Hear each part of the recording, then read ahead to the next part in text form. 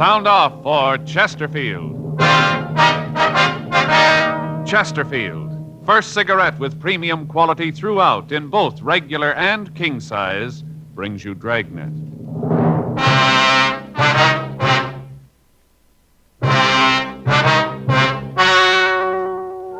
Ladies and gentlemen, the story you are about to hear is true. The names have been changed to protect the innocent.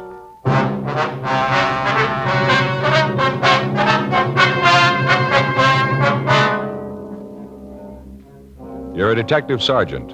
You're assigned to homicide detail. You get a call that a 72-year-old man has been murdered. His invalid wife has been brutally beaten. There's no lead to the assailants. Your job, get them. When you're asked to try a cigarette, you want to know, and you ought to know, what that cigarette is meant to people who smoke it and who smoke it all the time.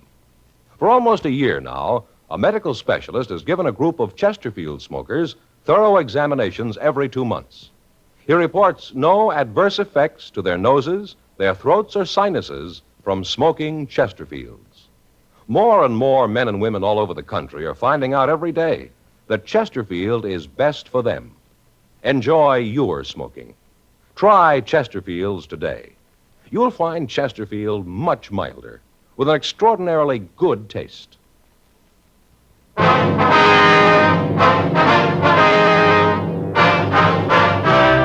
Dragnet, the documented drama of an actual crime. For the next 30 minutes, in cooperation with the Los Angeles Police Department, you will travel step by step on the side of the law through an actual case transcribed from official police files. From beginning to end, from crime to punishment, Dragnet is the story of your police force in action.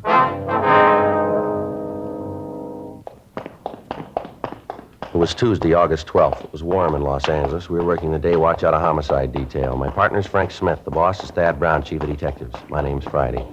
We were on the way out from the office, and it was 8:12 a.m. when we got to 8469 North Brighton Avenue. The front door. Yes? Mrs. Hurley? Yes, who are you? Police officers. It's my partner, Frank Smith. My name's Friday. Oh, well, it's about time you got here. Yes, ma'am. I wonder if we could see Mrs. Stone. I don't think so. The ambulance man's with her now, giving her some kind of pill, something to calm her down.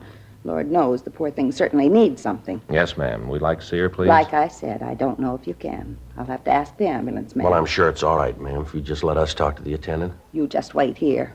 I'll talk to him. Now, look, I don't like to be rude, ma'am, but this is a murder investigation. If you'll open the door, please. How do I know you're what you say you are? How do I know you're cops? Well, here's our identification. Looks enough like you, I guess. All right, come on. Thank you. Where is Mrs. Stone? Back there, in the back bedroom. I'll check with the attendant, Joe. Right, Frank. I wonder if you could tell us what you know about this, Mrs. Hurley. You just bet I can. You just bet. That poor woman back there. She's lying at death's door because you didn't do your job. You know that? Ma'am? At death's door. It's your job to see that things like this don't happen. That's what you're paid for. And look, just look. Her poor husband dead and herself all beaten. Poor thing. I just don't understand what the world's coming to when things like this can happen. Well, first, ma'am, there was no way we could stop this. I think you understand that. We're trying to clean it up now. We're going to need your help to do it. Now, if you just tell me what happened, please. That's what you say. I know different. All right, Mrs. Hurley. The faster we can get started on this thing, the better chance we have of getting the people responsible for it. I suppose so. Well, what do you want to know? Well, if you'd please start at the beginning and tell me what you know about it. Yeah. Well, it started this morning. About 7 or 7:15, I think. I heard this noise at the back door, kind of a scratching kind of noise. And a moan, a little tiny moan. Sounded like it was way off, kind of in the distance. Yes, ma'am. First, I wasn't sure that I wasn't dreaming the whole thing. You know how it is when you're awakened out of a sound sleep. Yes, I understand. Well, it was like that. Took me about 10 minutes before I knew that there really was something there. Well, I got up and went to the door. And that's when I found her, right there at the back door, kind of laying on the porch. I could see right away that someone had beaten her. That's when I called the ambulance. And then she told me about how her husband had been killed, and then I called you. The other car, the one with the men in uniform, come out. Mm-hmm. They looked around, and then they went over to the house. That'd be the Stones' house? That's right, next door. I see. How about it, Frank? Well, it's pretty bad, Joe. They're treating her now. Can we see her? Well, the attendant says it'll be all right for a couple of minutes. Not much more than that. They're going to take her to Georgia Street. Okay. He said he'd let us know when we could talk to her. All right, fine. Did she tell you what happened, Mrs. Hurley? Anything at all? Just that there was two men. They come in and beat up on her, killed her husband. That was enough. One look at her, and I could tell she was hurt bad. And her an invalid. I just don't understand how anybody in their right mind could do a thing like this. I just don't understand it. Yes, ma'am. Now, you say that she's an invalid, is that right? Yes, they were involved in an auto accident a couple of years ago. Some drunk ran right into them, smashed the car all up, laid Mr. Stone up for a couple of months, and put Patricia in a wheelchair for the rest of her life. Can't walk at all. She crawled over here. Don't know how she did it. It's great courage. Yes, ma'am. Did you hear anything at all last night? Any disturbance aside from what you told me? Not a thing. Went to bed about 10, slept like a rock. Didn't hear a thing until this morning. That was about 7:15 maybe, like I said. Nope, I didn't hear a thing. Well, do you know if there was anyone that the Stones were afraid of? Anyone who might have done a thing like this? Nope. I can't think of a soul. How about money, ma'am? Did Mr. Stone keep large sums of money around the house? Well, now, I don't know. He might have. Joe, Well, yeah, Hal. you want to see her now? Yeah, come on, Frank. You going to want to talk to me some more? Yes, ma'am, we'll be back.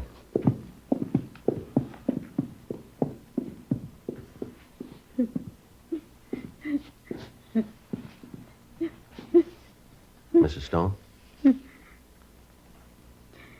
Mrs. Stone? Yes? Who is it? Police officers, ma'am. We know you don't feel well, but there are a few questions we'd like to ask, if you don't mind. You got the men yet? The ones who did this? No, ma'am, not yet. I tried to tell them. I tried. They just wouldn't listen. Ma'am, I told them to take whatever they wanted and leave us alone. Just leave us alone. I tried to tell them. They wouldn't listen. They killed Henry. They tried to kill me. Do you know who they were, Mrs. Stone? What? I say, do you know who they were? The men who did this, do you know who they were? Had you ever seen them before? No, I don't think so. It was dark. Then I heard them argue with Henry. I tried to get up. I tried to help him, but I couldn't. I screamed, but they didn't pay attention. Then they killed her.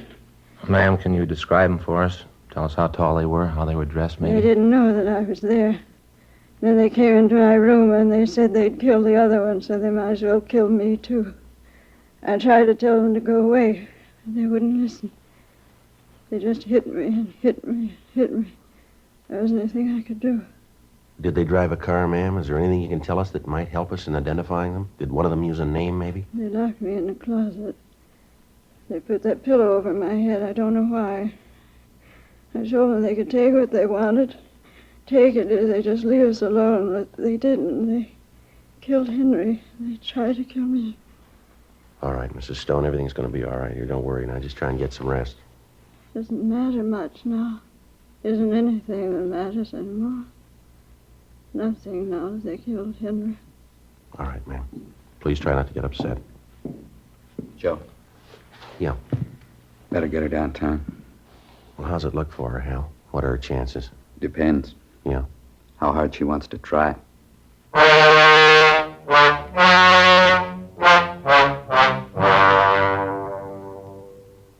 8:46 a.m. The ambulance removed Mrs. Stone to Georgia Street Receiving Hospital. We put in a call to the crime lab, and then we talked to the neighbor, Mrs. Hurley. She could add little to what she'd already told us. She said that she'd heard no loud noises during the night and that she'd seen no one in the neighborhood acting suspicious. She told us, however, that Mr. Stone was known to have kept large sums of money in the house. She went on to say that he made no attempt to hide his distrust of banks and that he had often said that all of his money was on the premises. 9:02 a.m. Frank and I went next door to the Stone home. The crime lab and latent fingerprint crews had arrived and were going over the place for physical evidence. We talked to Ray Pinker of the crime lab. This is how they got in. Yeah, tore the screen, huh? Must have done it with their hands. Couldn't find any tool marks. You figured the door was open then, huh, Ray? Yeah, it looks that way. One of those old-fashioned locks, no indication that they forced it. Mm-hmm. Did you find anything else? Take a look back here in the closet. Well, they sure tore the place up, didn't they? Yeah, went through everything. Even took the pictures off the walls. Yeah. Ripped up the bedding. There's in a drawer they didn't go through. Any prints at all? Bergman's checking it. Haven't found anything yet that I know of. Pretty bad. Here. Look at the mattress on the husband's bed. Tore it all up.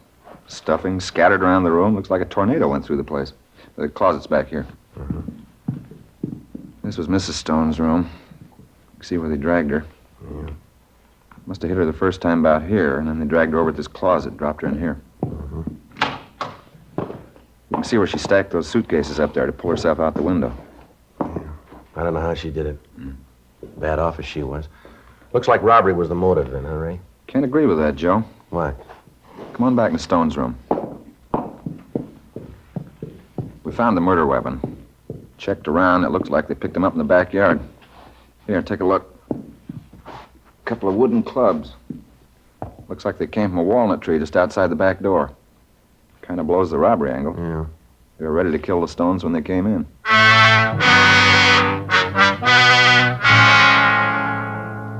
9:30 a.m. The crime lab finished their investigation of the house. The backyard and the surrounding ground were gone over. In the soft earth at the foot of one of the walnut trees, a pair of footprints was found and plaster casts were made of them. On the lower limbs of the trees, we found the place where the 2 clubs could have been taken. The rest of the yard and the immediate vicinity were combed, but we found nothing. 12:15 p.m. Frank put in a call to Georgia Street Receiving Hospital. They told him that Mrs. Stone had been given emergency treatment and then had been removed to the county hospital. Her condition was listed as critical. They said that it would be some time before we'd be able to talk to her. 1:30 p.m. We began to canvass the neighborhood. From the people in the surrounding houses, we found that Mr. Stone had retired from the wholesale grocery business about 10 years ago. He devoted himself to the cultivation of prize roses and the care of Mrs. Stone. The neighbors told us that the Stones were quiet and that they seldom entertained. 3:15 p.m. We went back to talk to Mrs. Hurley. I knew you'd be back. Ma'am? I knew you'd come back to talk to me again. Could have told you a lot, but I thought I'd just let you try and find out for yourself. Didn't do too well, did you? Did you? I don't think I understand, Miss Hurley. Simple. Anything you want to know about this neighborhood, you come to the source. That's me. Anybody knows what's going on here, I do. Yeah, well, if you had information that you thought we should have had, why didn't you tell us before, ma'am? I didn't want to. Ma'am? I said I didn't want to. I still say that you were responsible for this whole thing, done your job, and it wouldn't have happened. Oh, I still haven't forgot. Oh, no, sir. Now, look, Miss Hurley, this is a murder investigation. I've told you that before. A man has been killed, a woman's been badly beaten. We're going to need all the cooperation from you that we can get. I'm ready now. What? I'll cooperate. I'll tell you what you want to know. All right, Miss Hurley. First, do you have any idea who might have done this? You just bet I have. Who, ma'am? Their boy. Only one that's mean enough to do it. Only one. Their boy? Sure. Herman Jr. He's the one. You just bet. Why do you say that? Because I know, that's why. Mean kid. Always had trouble with him. Because the only trouble ever was between Patricia and me. Troublemaker. That's what he was. Pure and simple, a troublemaker. How old is this boy, Miss Hurley? 36, a real monster. You know where the boy is now? No, and I'm not interested. Happiest day of my life when he moved out of the house. Oh, he and I used to get in some arguments. Little brat. Stand there and think he was so big. Finally, Mr. Stone saw it. Told him to get out. Moved right out of the house, bag and parcel, right out. You mean that Mr. Stone and the boy had arguments? See? That's what I mean. No wonder people don't cooperate with you. I beg your pardon? I say something, then you ask me if I mean it. Of course I mean it. I wouldn't say it otherwise. Like people who ask, what time is it? You tell them, and then they ask if you're sure. If they don't want to believe you, why do they ask you in the first place? Yes, ma'am. Were you there at the time, ma'am? No, I wasn't. It was a warm night. Just a couple of months ago, all the windows was open, and I just couldn't help seeing into their house. You know, houses being so close together, you can understand it. Yes, ma'am, we can understand. I don't like the way you said that, young man. Well, I didn't mean anything by it, Mrs. Hurley. Well, I suppose not. But I don't want you to get the idea that I'm the nosy type. Oh, no, ma'am, not at all. Well, anyway, Mr. Stone told Herman to get his things and get out. Right out. That night. Uh-huh. Well, did the boy leave that night, ma'am? Oh, yes. Went right into his room and packed. Said he'd never come back, that he didn't want anything more to do with the old man. Mm-hmm. Then his father said that was the way he wanted it. He was going to cut him out of his will. Well, you can just believe that's when the trouble really started. Well, now, where was Mrs. Stone all this time? Well, she was in her room, but she come out. Wheeled herself right out. Told them to stop this foolishness. She always was kind of pampering the boy. I think myself that's what caused him to be like he was. You know, tied to his mother's apron strings all the time. Yes, ma'am. That's when Herman said that about doing something. Said that the old man was senile. Said that he was crazy and that the money was his and he was going to see that he got it. Mm-hmm. Said he meant to have it if he had to kill somebody. 4:10 p.m. We got the full name and description of the Stone boy from Mrs. Hurley. We went back to the office and ran the name through R&I. We found a Herman Stone Jr. with a record listing 3 arrests on charges of 4127A LAMC. We checked out his last known address, a hotel on South Hill, and found that he'd moved several weeks before. The manager gave us a forwarding address, and at 6:10 p.m., Frank and I drove out to see him. It was a large apartment hotel on Wilshire Boulevard. We talked to the desk clerk. Sure, I know Herman. Nice guy. Once in a while he gets a little loud, but most of the time he's a real nice guy. Is he here now? I don't think so. Let me look. Key's here. I think I saw him go out about an hour ago. He wasn't feeling too well. Bad hangover. Any idea where he might be? No, like I said, I didn't talk to him. Just saw him go out. You know what he does for a living? Herman? Yes, sir. I don't think he does nothing. Plays the horses a little bit, picks up a buck that way. Good player. Sure knows the dogs. Given me a couple of tips. Didn't do any good. He sure does all right. Made a real killing yesterday. Must have hit it for about $4,000 or $5,000. That right? Yeah. Showed me the money this morning. Real big roll. At least $4 or $5 grand. Tips he gave me never did that good. You got any idea where he was last night? So what's this all about anyway? Herm done something? Well, it'd be better if we talked to him. Oh, yeah. Well, yeah, I guess you guys know what you're doing, huh? Well, yes, sir. He asked me if I knew what he was doing last night. Uh-huh. I sure do. He really tied one on. Of course, with his luck, I don't wonder. Really tied one on. Sir? Loaded. He got in here. He had a bottle. So you won't say anything about this to the management, will you? No, sir, we won't. Couldn't have that happen. They don't approve of drinking while I'm on duty. You understand. Kind of stuffy, but that's the way they look at it. Uh-huh. Like I said, old Herm rolls in here, and he's got this bottle. Asked me to have one with him. Well, I don't like to get him sore, so I do. And we have a couple of more. Old Herm, that boy can really put it away. Yes, sir. What time was that? Well, let's see. I guess about 7, maybe 7:15. Mm-hmm. Did he go out after that? Sure didn't. Killed the bottle, and then he passed right out, cold. Slept there on that couch. Uh-huh. No, sir, old Herm didn't go anyplace.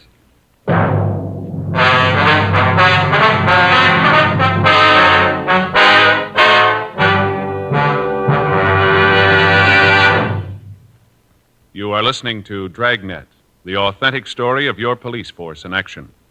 Chesterfield is the first cigarette to offer smokers premium quality in both regular and king size.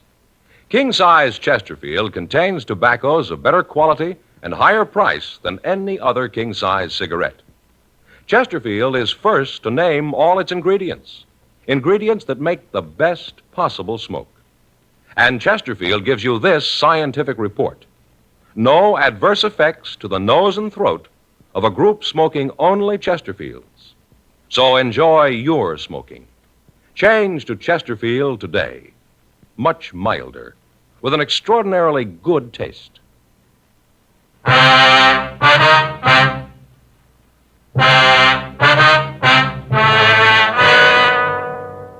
8:12 p.m. Herman Stone returned to the hotel. Frank and I talked to him for about an hour.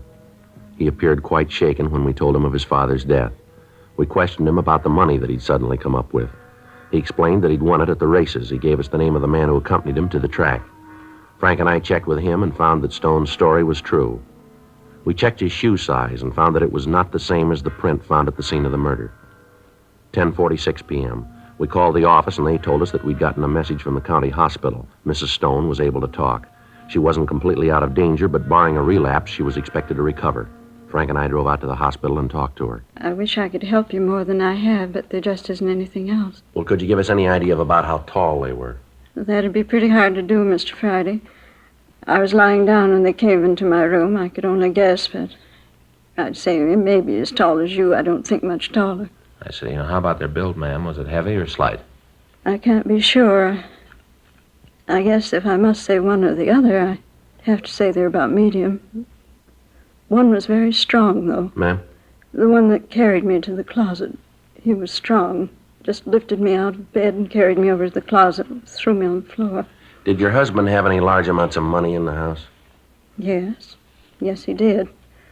Herman never believed in banks, not since the crash. Always said that he could take care of the money as well as they could. Yes, ma'am. He had all of his savings in the house, kept them in the mattress on his bed. Do you know about how much that might be, Mrs. Stone? I'd only be guessing, but I'd say maybe $12,000 or $13,000. Herman didn't discuss finances with me. He always thought it was a man's business, that I shouldn't have to worry about it. I tried to tell him. Tried all the time. What's that, ma'am? That he should put the money in a bank. He used to talk about it, too. I know that didn't help any. Well, who did he talk to, Mrs. Stone? People in the neighborhood. He used to tell them that he didn't get the interest, but that he always knew just where his money was. Used to ask them if they could say the same. Mm-hmm. Can you think of anybody in the neighborhood who might do a thing like this? Oh, no. We've lived there for a long time. No, none of them would even think about it. I see. Did you or your husband have any enemies? Anyone that you had any arguments with, maybe? No, there wasn't anyone. Mr. Friday, Yes, ma'am? does my son know about this? Does he know that his father is... Does he know about it? Yes, ma'am, he does. He's outside in the hall right now. He said he'd like to see you. Poor boy. Never did get along with his father. I tried to make them understand each other. I tried so hard. Didn't seem to do any good. Mm-hmm. Well, if there's nothing else that you can tell us, ma'am. There's one thing. I hate to mention it. It seems so silly. What's that, Mrs. Stone? Well, when they were arguing with Herman in the next room, they got very loud. I thought that I recognized one of the voices, and I can't be sure, but at the time I thought it. Yes, ma'am. Then when they came into my room, I was pretty sure. But I could be wrong, and I wouldn't want to cause anybody any trouble. I wouldn't want to make a mistake. Well, who do you think it might have been? Whose voice do you think it was? It sounded like Smokey's. Who? Smokey. He used to do some work around the yard for Herman. That was a year or so ago. I haven't seen him since then. Well, do you know where we can get in touch with him, ma'am? No, I don't. As I said, I haven't seen him in over a year. What's his full name, Mrs. Stone? I don't know. That's why I thought it might be a little silly. I don't even know his right name. He just told us his name was Smokey. The young man always had a cigarette in his mouth. Chain smoker, I think you'd call it. Uh-huh. Herman used to kid him about it, smoking all the time. I don't think Smokey liked it. He was a pretty serious young man. Used to get a little angry at Herman. I see. Can you give us a description of the man? Oh, yes. Nice-looking boy. I hope I haven't made a mistake. I hope I haven't done the wrong thing. Well, don't you worry about it, Miss Stone. What? That's his worry now.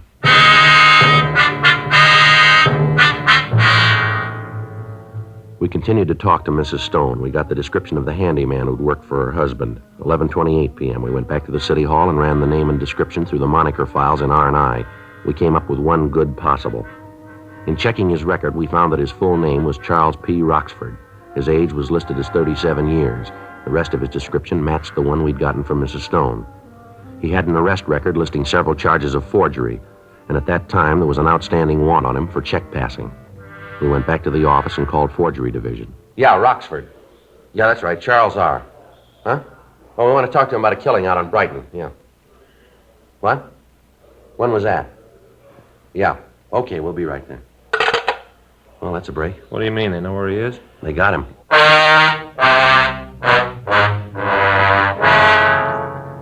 Charles Roxford had been picked up a few minutes before by officers in Forgery Division while he was trying to pass a bad check. Frank and I went down the hall and took the prisoner to the interrogation room. We talked to him for 2 hours. During that time, he'd admit nothing except his name and that he'd been trying to pass a phony check. Well, you're off your rocker, and you know it. You got me for one thing, hanging paper. That's it, and you can't make anything more out of it. How about this money we found on you? Yeah, how about it? Where'd it come from? I won it. Where? In a crap game. Where was the game? I forgot. It was a floating game. Moved around a lot. You worked for the Stone family a year or so ago? I don't know. I might have. I worked for a lot of people. You worked for him? I might have, like I said. They seem to think you did. All right, so I did. What's that mean? You ever have any arguments with Stone? No, got along good. Never had no trouble. His wife thinks different. Oh, that's so? That's right. And she's off a rocker, too. Now, look, maybe you guys got all night, but I You haven't. aren't going anyplace. Well, how about booking me and let's talk in the morning, then, huh? All right, fine, Roxford. As soon as you answer a few more questions I for us. told you all I know. Maybe you forgot something. Let's go over it again. What do you say? All right. Where do you want to start? Well, can you tell us what you've been doing the last few days? Any day in particular, or do you want to run down minute by minute? You just tell us what you've been doing, will you? Let's see. This is Tuesday, isn't it? Yeah, it's Tuesday. All right, let's start with Monday. That all right with you? Come on, get on with it. Well, I got up yesterday morning about, I think it was 11:30, lit a cigarette, got dressed, went downstairs and had some breakfast. Interesting? Of Go ahead. Oh, I can spice it up for you, if you want. It's kind of dull when you tell it straight. You just tell a story, Oh, man. what are you guys trying to prove? What are you trying to tell? What'd you do last night? I had dinner and went to a show. Where'd you eat dinner? Place down on the spring. Did you eat alone? Yeah. What'd you do then? Like I said, I went to a show. Who went with you? Nobody. I didn't say anybody went with me. Oh, I must have thought you said that. Yeah. I went alone. All right, where'd you go after that? I walked around, had a couple of drinks. Where? A bar down on 5th. What time was that? About 12:30 or so. Anybody with you? No. You know the bartender? No, I never went in the place before. Then you got no way of proving you were there. No, do I have to? It'd help. Well, why? I'm a big boy now. I don't have to explain anything to you guys. Now get off my back, will you? I'm getting sick of playing footsie. Where'd with you go two. after you left that bar? I went home. Where's that? It's a place over on 4th. What time'd you get in? I don't know. Maybe 1:30, 2? Mm-hmm. Desk clerk see you come in? No, he's asleep. How long ago did you say you worked for the Stones? I didn't. You said I worked for him a year Is ago. that right? I guess so. I forgot. What's this bit about the Stones? You got any way of proving where you were last night? Like I said, I don't have to. That's the way you look at it, mister. You're in trouble if you can't come up with an alibi we can't break. That right? Yep. Why? Because Mrs. Stone got a good look at you. She couldn't have. The lights were out. Yeah, no, that's clever, Roxford. You want to tell us about it now? Come on, Roxford. All right, I should have known. I should have known. I never should have done it, but I didn't have any choice. You can't figure that, can you? What do you mean? Well, I owed this money. The guys were getting tired of waiting. They said I had to come up with it. I didn't have any choice. That right? Sure. Well, you can see it, can't you? I had to come up with the money. I tried to win it back. The more I played, the more I owed him. There just wasn't any other way. I knew old man Stone had it. Wasn't doing him any good, and I needed it, and I knew where he kept the money. Who was with you? Jackie Forbes. You know where we can find him? Yeah, I'll tell you. All right, you want to get the stenographer, Frank? Yeah. I should have known. Should have known, but there just wasn't any choice. There wasn't any other way. Well, why'd you kill him? He knew who I was. There's no choice. I had to. Is that right? Well, sure, you can see that yourself, can't you? I couldn't find any other You way. didn't look very hard, did you?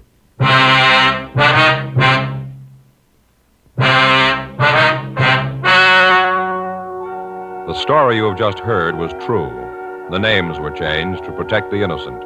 On December 10th, trial was held in Department 89, Superior Court of the State of California, in and for the County of Los Angeles. In a moment, the results of that trial. Now, here is our star, Jack Webb. Thank you, George Fenneman. Friends, as I've told you before, Chesterfield is the first cigarette to give you premium quality throughout in both regular and king size. And Chesterfield is the cigarette that gives you this scientific report. No adverse effects to the nose and throat of a group smoking only Chesterfields. Now, as a 2-pack-a-day Chesterfield smoker, I know it's the cigarette that's best for me. They really are much milder, and I'm sure when you try them, regular or king size, you'll agree Chesterfield is best for you.